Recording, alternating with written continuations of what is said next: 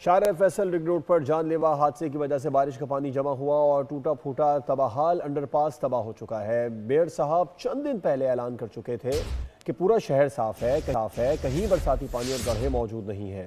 تفصیلات کے لیے رپورٹ دیکھیے۔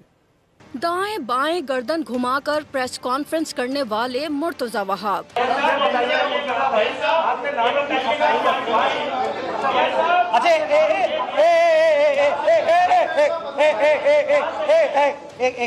کراچی آفٹر رین پر زبانی دعوے تو بہت کیے لیکن عملی طور پر تباہال اہم شاہراہوں کے دورے نہیں کر سکے۔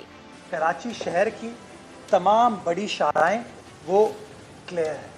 ڈریگ روڈ کا انڈر پاس جہاں ایک مزدہ 3 شہریوں کی جان لے گیا، اسی انڈر پاس میں بڑے بڑے گڑھے ہیں اور پانی بھی جمع ہے۔ ایئرپورٹ جانے والا اہم راستہ بارش کے بعد تاحال خستہ حالی کا شکار ہے۔